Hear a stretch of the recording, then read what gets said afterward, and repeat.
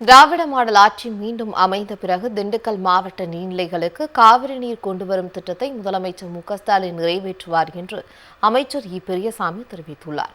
திண்டுக்கல் மாவட்டம் ஆத்தூரில் மதச்சார்பற்ற முற்போக்கு கூட்டணி செயல் வீரர்கள் கூட்டம் நடைபெற்றது.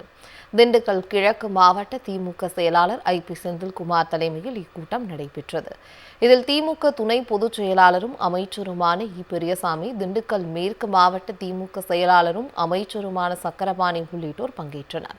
அப்போது பேசிய அமைச்சர் இ. பெரியசாமி, எல்லோருக்கும் எல்லாம் என்ற அடிப்படையில் அனைவருக்குமான சமத்துவ ஆட்சியை முதலமைச்சர் மு.க.ஸ்டாலின் வழங்கியுள்ளார் என்று பெருமிதம் தெரிவித்துள்ளார். மீண்டும் திராவிட மாடல் ஆட்சி அமைந்த பிறகு சுமார் 4000 கோடி ரூபாய் மதிப்பில் திண்டுக்கல் மாவட்ட நீர்நிலைகளுக்கு காவிரி நீர் கொண்டுவரும் திட்டத்தை முதலமைச்சர் மு.க.ஸ்டாலின் நிறைவேற்றுவார் என்றும் அவர் கூறினார். 200 தொகுதிகளில் மதச்சார்பற்ற முற்போக்கு கூட்டணி வெற்றி பெற தீவிரமாக களப்பணியாற்ற வேண்டும் என்றும் அமைச்சர் இ. பெரியசாமி கேட்டுக் கொண்டார். நம்முடைய செயல்வீரர் கூட்டத்தில் நிச்சயமாக வருகிற 26-இல் நம் தலைவர் தளபதி மு.க.ஸ்டாலினாக வருவது, தலைவர் முதலமைச்சராக வருவது யாரும் தடுக்க முடியாது.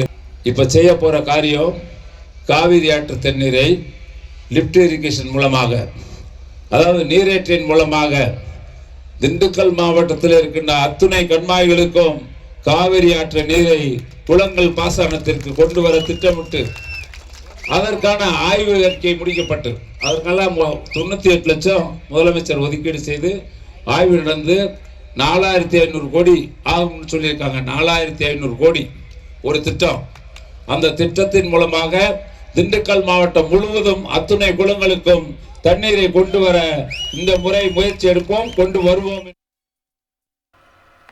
தொடர்ந்து ஆத்தூர் தொகுதிக்குட்பட்ட ரெட்டியார் சத்திரம் ஒன்றியத்தில் செயல் வீரர்கள் கூட்டம் நடைபெற்றது.